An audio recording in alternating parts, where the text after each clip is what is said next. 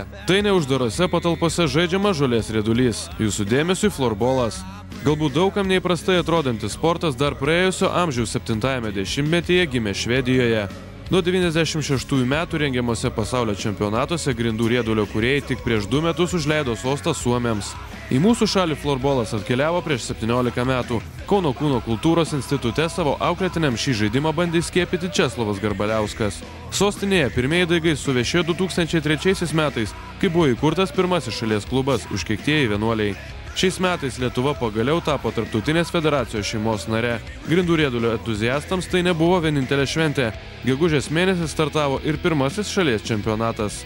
Vienos iš 5 sezone dalyvaujančių komandų Vilniaus UV ekipos vadovas ir žaidėjas Andrius Jelagas sako, kad šis sportas turi didelį potencialą. Pagrindinis populiarumas šios sporto šakos pasaulyje tai prieinamumas. Iš tiesų nieko nereikia turėti. Elementari lazda, kamuoliukas ir vartai. Ir jeigu paimti Skandinavijos šalis, tai iš tiesų kiekvienas mokinys, netgi suaugęs, vaikšto su lazda, nes yra smagu. O taip yra planuose seminarai kūno kultūros mokytojams, tiek Vilniaus, tiek Kaune, tiek kitur, kad po truputį skiepyti šią sporto šaką, kuri yra pakankamai smagi, prieinama, svarbiausia, kad tai yra viena iš sporto šakų, kur dirba visos raumenų grupės.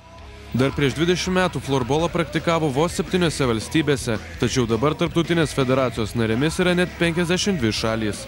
Į planetos elitą sparčiai veržiasi Latvijai. Kaimyninėje valstybėje šis sportas jau tampa vienu populiariausių, o grindų riedulio lazdomis apsiginklavę moksleiviai žmonių tikrai negazdina.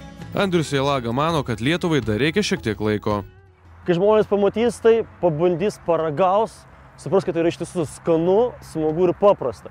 Na ir tikimės, jeigu viskas bus gerai, gal po kokių 3 metų ir rinksime, bent jau nepilną Siemenso areną, bet bent jau Vilniaus sporto rūmų tikimės vieną dieną, kai taip pat atsiremontuos, atgys.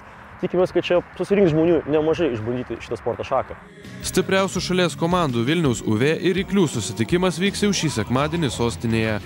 Marius Zaremba, Viktoras Radajevas, Sport 1 Žinios Plius, Vilnius.